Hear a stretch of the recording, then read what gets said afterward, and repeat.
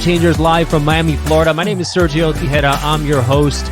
And each and every week, we bring you someone who has been a game changer in their field and who's touched the lives of thousands to get their perspective on their journey, their mindset, their struggles and successes so that we can inspire you on your journey. So let's get started right now. And welcome to Game Changers live from our studio home on the campus of a FIU in the College of Communications, Architecture, and the Arts. My name is Sergio, your host. Thank you so much for being a part of this show. We're now a top 2% podcast ranked globally. And we have a very, very special guest on today, my friend, Mayor Francis Suarez, Mayor of Miami. He's also the president of the U.S. Conference of Mayors. Welcome, my friend. Thank you, my brother. It's a pleasure to be with you all. All right. He's a family man. He's married to Gloria Suarez. They have two beautiful children, Andrew Xavier and Gloriana Pilar. And I've seen them around town at events with you. You keep things, you keep up in a number of ways with your family. So let me start off with this. So one of the things that we talk about on this show is what makes successful people successful, right? And what's that X factor, so to speak? Your middle initial is X, Xavier. Right. So what's that one thing that drives you to succeed in life? You know, where does all the passion come from that has taken you to where you are today? Family, faith, and friends, right? I mean, you have obviously your family is more of how you grew up, the experiences that you live, and the examples that you saw, right? In my case, my dad was the ninth of 14 kids. He grew up, came to this country with nothing at 12 years old, got a full scholarship to high school, presidential scholarship to college, 2 graduate degrees from Harvard, has written 9 books, speaks 5 languages, and was the first Cuban mayor of Miami. So that was my example, right? Wow. And my dad, I'm blessed. My parents are still married. I'm 40. I just turned 45 last week. And and my parents have been married for 47 years. So it's just a great example of stability. My wife's parents also been married for 40 something years. All my siblings are married, thankfully, very luckily in their marriage and only marriage. And all her siblings are married, very luckily, in their first and only marriage. So, that's kind of like a Mayberry story that doesn't often happen in today's society. But that on the family side, incredibly important. On the faith side, which I've gotten part from my family, I think having God at the center of your life and understanding that He has a plan for you, that your job is to find a way to unify yourself with His plan, and try to be the best version of yourself every single day. I think it's something that helps you get through the day, helps you in your interactions with other people, because you want to treat people with respect, with kindness, with humility, with energy. And that's something that you got to work on, right? It's not always something that comes naturally. For some people, it's natural, but you have to work at it. And then I think friends are the family you choose. Those are the people that in your lifetime, you get to pick. I want to be around this, I want to be around that part. Obviously, sometimes it's influenced by circumstances, right? Like somebody you had a class with, I have a lot of law school friends that are people I was in class with, right? And college, et cetera, and high school, et cetera, right? But you get to choose your friends. You also get to choose people that you don't want to be friends with, right? And I think you get to, there's a famous phrase in Spanish, dime con quién andas y te digo quién eres, right? Which is basically, tell me who you're hanging out with and I'll tell you who you are, right? And I think that's because you get to choose your friends, and so choosing the people and the circumstances that you're getting yourself into, and that oftentimes determines your future. So, it's I think that's the fundamental. And then I think from there, there's a lot of you to unpack, and a lot of ways that you can be a game changer going forward. So family, friends, and faith have been a big shaper of your life. So first off, happy birthday. Happy belated birthday. Congratulations to your parents and to your wife's parents, because like you said, it's not often the case that we see families and parents staying together this long. I've been very blessed to have parents. They just had their 51st anniversary. So they're a little ahead there. So we're on the same page there. It really is a blessing growing up with a family that's intact. So talking about family and legacy. So your father, Xavier Suarez, was mayor. He was someone who was very beloved in this community. And you've created your own identity and your own legacy now. You've gone 2 terms.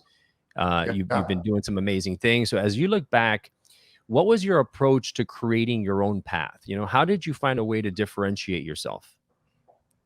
I think you have to start with respecting the past, right? You have to respect those people who came before you. I was texting this morning with Maurice Ferre Jr. He just created a beautiful institute at FIU, honor his father, the Maurice Ferre Institute. You have to honor and know how we got to where we are, right? Like and then you have to know what is our identity. And I think part of it is being a Miami-born mayor. In other words, being the first mayor of Miami that was actually born in the city. There's no separation between who I am and who my city is, right? It wasn't like I came from somewhere else and, became a citizen of Miami, which is essentially what happened to everyone before me for 125 years.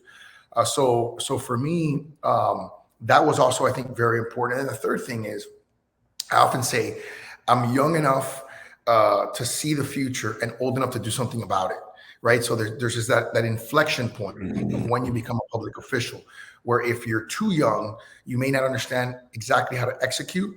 And if you're, you have, and if you're too old, you may not catch the more recent trend, right? And so I just got that sweet spot, where I was young enough to see where the world was going, but old enough to do something about it.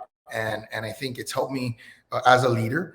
That's why I've been able to push forward on things that change the identity of the city, because I'm looking at not, what's going to happen today. I'm looking at how are my 4-year-old and 8 going to thrive in a modern day economy that they're going to inherit, right? And that's going to be an economy of virtual reality. That's going to be an economy of artificial intelligence, cybersecurity, quantum computing, crypto, and and DeFi. And so that's the world that it's very clear and evident to me that that's the world that they're going to be embarking on. So why not take the steps now? That's how you become a game changer, right? Why not take the steps now to prepare yourself and your team, which is your job, right, for that future? Uncertainty and disruption is something that could scare people, right? I think our city, our culture is one that embraces that disruption because we see it as an opportunity, right? And I think I remember thinking as a young kid, there's 2 ways to look at the glass, right? The glass is half full or the glass is half empty, right? And I think, quintessentially Miamians are glass half full, and they see in disruption opportunity. And I think that is how you can be a game changer, right? Because you know that if you're ahead of the curve, you're going to be changing a ton of people's lives, and therefore you're going to have sort of a legacy that will live beyond your own life, which I think is something that people often strive for. Now, balancing or blending life, like you said, you have your family, your firstborn, first mayor that was born here in Miami. You've grown up in the political scene.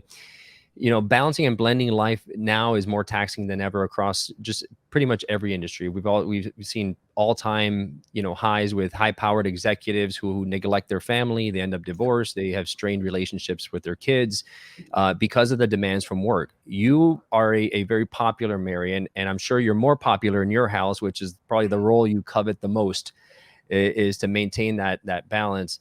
With that extremely demanding schedule that you have, how is it that you're able to maintain a balance and keep your energy up and keep that quote unquote home field advantage? Because when things are right at home, things go well on the field. No doubt. I'll say a few things. One, I remember a priest once gave me some advice: a house divided cannot stand against itself. So that's been helpful at home. Very true. Helpful in City Hall. If we're at each other, you're not going to be successful. You're not going to be able to push. I think the other thing I think about, and not to be sort of overly cliche, and I tell this to my wife, because my wife and I are very different.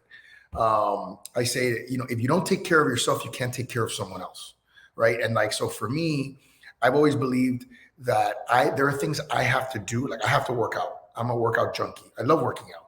That for me provides a physical but also psychological benefit. My faith, my spirituality, when I pray, it gives me a spiritual and psychological benefit, right? And so there are things that I do to sort of, and then I, obviously I believe in sleep, I believe in nutrition, I believe in vitamins, you know what I mean? Taking on nutrition, nutritional supplements and stuff like that. I've been all that because I think that to be the best version of yourself, you have to be the best version of yourself in every facet of life. And then I think, as your life becomes more stressful, you realize that there's a set of people that love you unconditionally, right? And that's your family. And when you have your 8-year-old, the world could be falling apart, and you come home and your 8-year-old wants to play, or your 4-year-old, wants to say, "Hey, Daddy, I love you." Like, there's just nothing more satisfying and nothing more healing. Nothing more healing when you're broken, right? Because the world has broken you or has impacted you, and coming home and getting that kind of unconditional love from someone who sees you in one way. And it reminds me of how I saw my dad, right? And it reminds me of and I now contextualize, man, I wonder what he was going through in all those times when I got home and I said, "Hey, I want to play basketball," and he would do it. And then I'd say the last piece of that is he definitely set a good example. I remember, I played basketball in high school in a local Catholic school. And, there was a quintessential Keys games, the games where you played at schools in the Keys, right? And only the most diehard parents went to those games. My dad went to all of those games.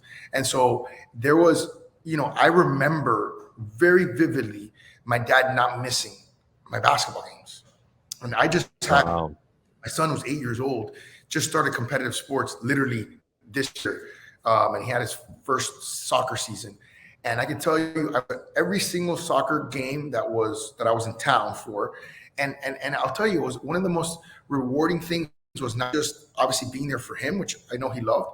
I'll tell you, I can't tell you the number of parents that came up to me and said, "I got to tell you, you're really busy, and I did not expect you to be at all of these games. Like, I am so surprised and proud of you for doing that, and that's very fulfilling. It makes me feel very good, because it makes me, it makes me feel like I'm doing my job, my primary job." Absolutely right. And putting on your oxygen mask on first so that you can help others is a rule that we need to live by. And like you said, I work out as well, so I get it completely. Yeah.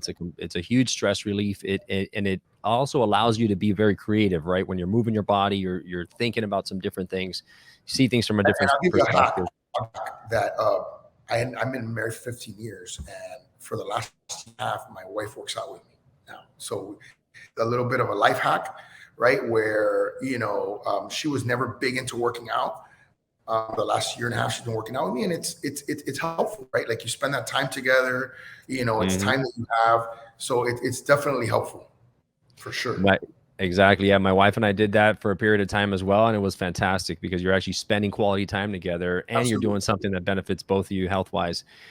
And spending time with your kids is, I have to reiterate that point, and congratulations on making the time for that, because they're only, 4 for a year, right? And you can never get that back. They're only 5 or 6 for a year, and you can never get that back. And that's such an influential and impactful time in their life.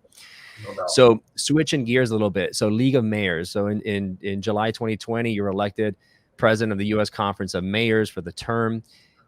This is obviously a very important election for you, obviously having the vote and confidence of all these mayors across the country, seeing that you're doing something very different. What makes you different than other mayors in the past, and what's going on across the country right now? Your point of view is very different, very refreshing, and it's attracting a lot of businesses down here. Yeah, I think our formula for success is unique, not hard to follow, or not articulate, but for some hard to follow, right? So what is our formula for success? We've kept taxes low, we've kept people safe, and into innovation. We create high-paying jobs. That's it. That's all. That's what we focus on, right? We keep it simple. We've lowered taxes to the lowest rate in our history, which, by the way, has spurred a tremendous growth. We grew 12%, which is the second most ever. We've invested in police with those additional resources. So we're very pro-police. We care about our first responders. They have the hardest job in America. There's no profession in America who get paid less money with more scrutiny and more risk, period, than our police officers. And then, and then we focus on creating high-paying jobs. We're number one in the nation right now in wage growth, number one in tech job growth. I mean, Miami, of all places. So it's a source of pride, because rather than giving somebody a fish, as you do when you create a unit of affordable housing, which is really important. You're teaching them to fish, so they may not need a unit of affordable housing, right? And can provide for their family long term. So that to me is more empowering. And I don't understand sometimes in our debates why people don't understand why it's better to focus on empowering people than necessarily just saying, hey, here's an affordable house. This is a subsidized piece of housing that you can live in, you know what I mean, for the foreseeable future. I can't see why somebody wouldn't prefer A to B, right? So I think that's something that I struggle with. But I've also been very blessed. I mean, I have a group of mayors nationally that have really embraced my leadership style, which is one of trying to listen, trying to focus on areas of commonality, being bold at times, but being respectful, and trying to represent them with dignity. Something that I think, unfortunately, has been a little bit lost in our modern day politics. And I think we've got to find a way as a country to find that sweet spot again, because that's how we're defined globally. Now, I believe there's two important factors in life and in work. I think timing and momentum, right? So when Amen. something is said at the right time, in the right place, at the right audience, a few words like your tweet has an exponential impact on those who hear it. And when the right people begin to take notice, they take action, and then momentum then becomes a movement. And that tweet really sparked the Miami movement, which is, fits that scenario perfectly. And so now that we're a few years into this, now the movement has become the Miami moment. What has been the economic impact on the city over, since that tweet, and, in terms of jobs created, and what's your outlook for the future? What do you think is up next? It's hard to even keep up the growth, right? I mean, 12% growth, which was second most in recorded history, number one in wage growth, $2.5 trillion of assets under companies moving to Miami, tens of thousands of jobs, high paying jobs, right? And by the way, that's like you just had Citadel, which moved from Chicago. They're going to bring 1,000, if not 1,500 jobs. I was just with Millennium yesterday. They took 100,000 feet in the Sabadell building in Brickell, 1,000 jobs that are coming. KKR is looking at Miami. That's one of the biggest funds on the planet. So, I mean, it's an incredible redefinition of who we are, right? And part of it is a graduation from us being seen as the capital of Latin America to being seen a truly global city. We're in the intersection of 5 mega markets: New York, Silicon Valley, South America, the Middle East, and Europe. None of those markets are closer to each other than we are to all of them. So it's a pre-positioning that is based on rebranding. And to your point, we live in a world where there's a concept called virality, right? Like things are viral. And if you hit a nerve at the right moment, you can create a movement. And I did not put out that tweet with the expectation that it was going to go viral. It was just a very honest response to a very honest question. What if we move Silicon Valley to Miami? And I just said, how can I help? But it was in a moment where Amazon, had given New York the HQ2 prize, and New York said, we don't want it. And it was a moment when San Francisco told Elon Musk, F Elon Musk. And he replied, message received, and he left. So it was in a moment where cities that were supposedly the preeminent cities, right, in finance and in tech, were telling the most successful people in the world, we don't want you. That is not a good signal.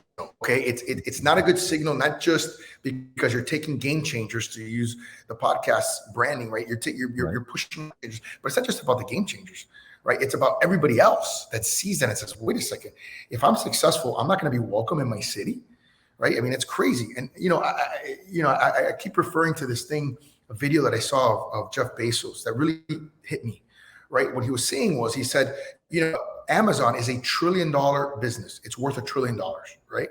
Valued at $1 trillion. He goes, I have 20% of the company. That's all. So yeah, I'm one of the richest people in the world because I'm worth $200 billion. That's 20% of $1 trillion. But what people don't realize is I've created $800 billion of wealth for other people. Okay. I've created 4 times more wealth for other people than I created for myself. Right. And that's the essence of capitalism. That's the essence of a free market system, which we know is the best system on the planet, even though it's not perfect. You know what I mean? We know is the worst system on the planet. And we know that the only equality that it creates is equal misery. And that's been proven time and time again throughout the course of history. Well, Mayor, you're doing some amazing things in this city. We all love you. Thank you so much for your time today. I know you're busy, and thank you for being a game changer, not only for the city, but for so many around the country. Keep doing what you're doing, and we'll keep supporting you, buddy. Thank you for the opportunity. It's wonderful to be on the podcast, and look forward to coming back some other time. Thank you, my friend. Thank you, man. If you loved what you heard in today's episode of Game Changers, please subscribe and rate us. The lessons and the stories in these podcasts are immensely valuable, so I invite you to share them with a friend who needs to hear it. You may end up being the game changer in their lives.